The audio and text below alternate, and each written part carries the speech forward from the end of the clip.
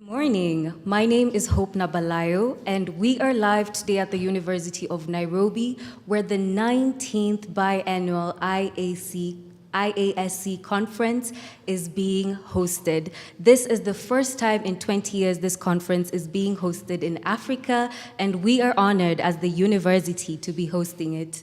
On set, I am joined by the Deputy Director CITRAD, Dr. Caroline, and a lecturer from the Department of Geography, Dr. Veronica. I will allow them to introduce themselves briefly before we kick off this conversation. Thank you. Welcome. Thank you, Hope, and good morning. My name is Veronica Mwangi. I'm a lecturer in economic geography at the University of Nairobi, the Department of Geography, Population and Environmental Studies. Good morning. I'm Caroline Oko. I'm the Deputy Director, Center for Training and Integrated Research for ASAL Development. I head the Policy and Outreach Department.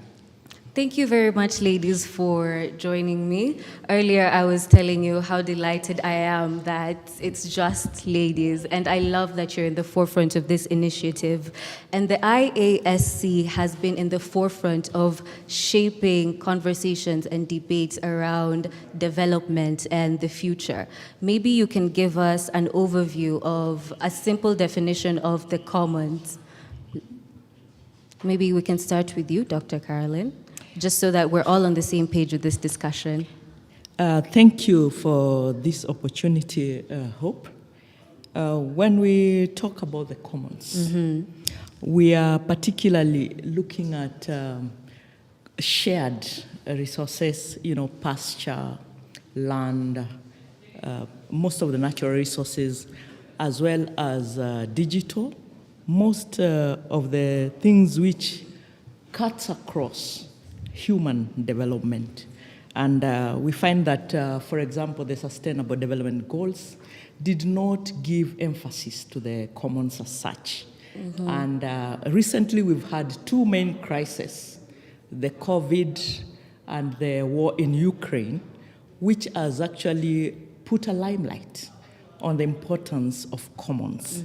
And this conference gives us an opportunity to share, to learn, and also come up with strategies and approaches which can do justice to commons.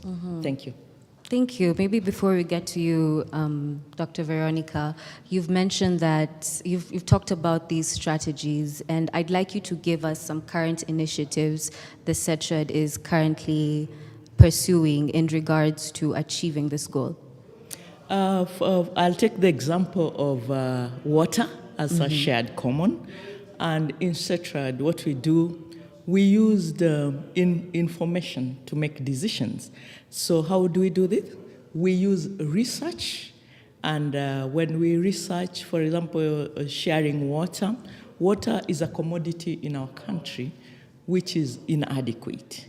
So there is need for innovation so that we take care of everybody, as well as animals, as well as the ecology. So we do a lot of research looking at the available resource and how we can use it sustainably. And we have quite a number of write-ups. If you check our website, you can get. But to just address your question, is that we come up with early warning systems, stakeholder engagement. We bring everybody on board, and then we talk about what we have, what we are doing, and how we can use it together so that everybody is at par. Thank you. Thank you very much, Dr. Caroline. Now on to you, Dr. Veronica. How do you come in as the Department of Geography in this cause? Thank you, Hope. The Department of Geography plays a key role in the conversation of the commons. We look at the commons from different perspectives. So we define the commons in different contexts. For example, we talk about commons such as land, commons such as water. We can talk about health commons. We can talk about digital commons. At the Department of Geography, population and environmental studies, we actually have a focus on some of these key commons. We have courses on natural resource management. We have courses on sustainable development goals, and all these are key in the conversation about commons. If you look at the theme of this year's topic, which is the commons we want between historical legacies and the future of collective action, we want to raise awareness on how colonization and also globalization has affected the commons and the commoners. And these are conversations we have in our own lecture rooms, but now at the conference, it provides more space to get the diversity and inclusivity in these discussions that we have even in our lecture theaters. So we bring in the diversity from different parts of the world to these conversations. So for the Department of Geography, we are actually home at the right place in this conversation, because this is what we discuss every day in our lectures. Yes, thank you. Thank you very much. And I'd like to take us back to Dr. Caroline's response. And you mentioned involving the community, involving the local community. What would you say are the steps taken to ensure that they are involved, the commoners, us, that we are involved in these policies? Thank you. That's a very important and timely question, because we find that the commons, if you are aware about the tragedy of commons by Elena Ostrom, I want to use that to just expound on the importance of community. So in the tragedy of commons, you find that if a common belongs to everybody, then it belongs to nobody. Because we find that even if we use some of the land resources in our country, when you say that this land is for everybody, at the end of the day, you cannot utilize it sustainably, you cannot bring in new thinking, you cannot use it in a manner to own it. And that's where the problem is. But I'm very, very happy because, for example, the Kenyan Constitution has already brought in the importance of involving community members. It's very important that everybody is involved.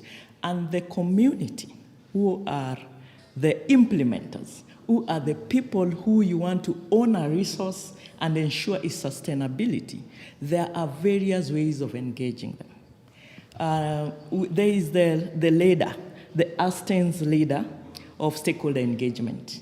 And you find that, for example, here in Kenya, we have the National Environment Management Authority, which has guidelines on how to involve the communities.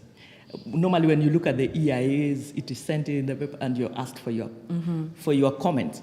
But the way they have structured involvement of communities, it's in the Constitution, it is in quite a number of our laws, is such that there's need for free, prior, informed information, and then you can get consent to work on natural resources. So that aspect is very important in the community members' involvement. You need to share with them information, you empower them, and our communities have structures.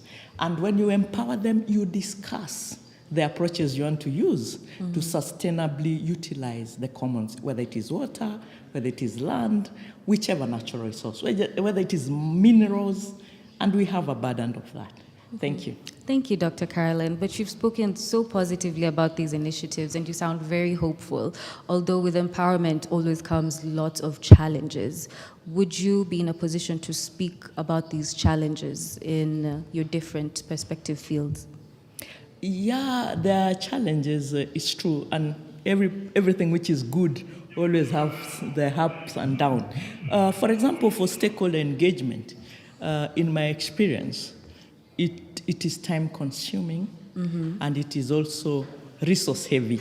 It is expensive in terms of expertise, in terms of resources you need, but there's no shortcut. We just need to be as innovative as possible.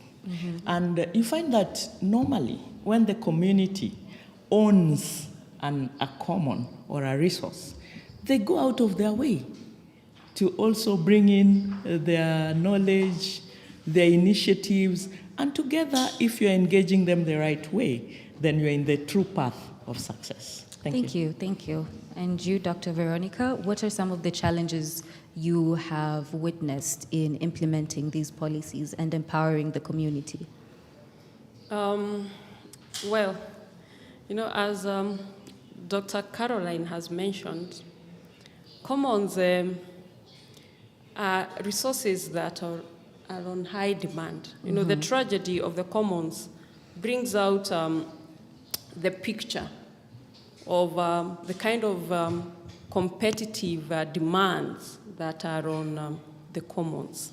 So that's the greatest challenge, increasing demand for shared resources. And when you have different interests, because we all want to use the resources in our own different ways, to benefit us. So it becomes sort of like a tragedy because everyone wants to use the resource, but the rate at which these resources regenerate, at which we are utilizing them.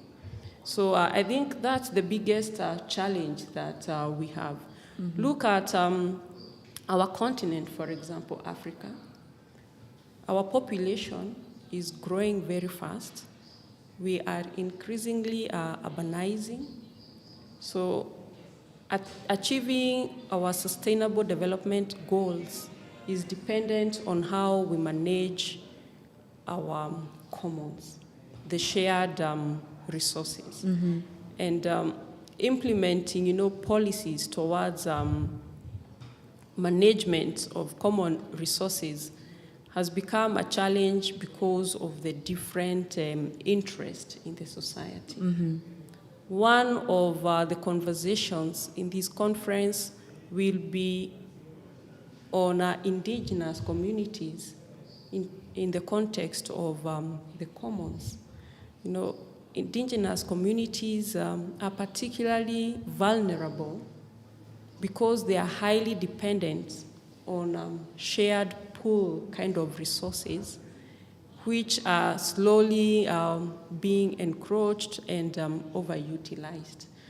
So then this conversation is key towards solving these challenges, How do we even protect these minority groups that are highly dependent on these shared resources? Yeah. Thank you very much. And this year, the conference is focused towards the difference between historical legacies and future collective actions. How are we intending to learn from our past actions in leading the way for the future and implementing these policies? Yeah, that brings in one unique point about this conference.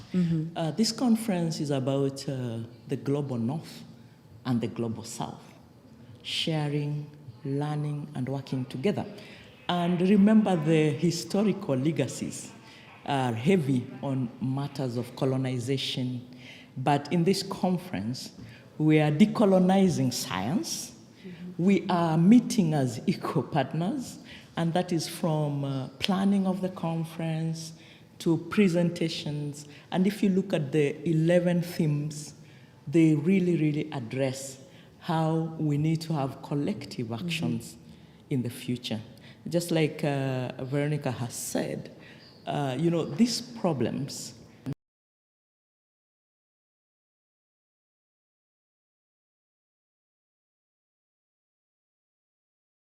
is the mother of invention, literally, because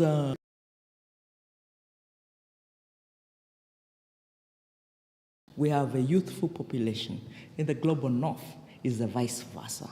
And you see, we are meeting at a melting point because how we are addressing the issues are different, and for both of us, we need to take collective action so that we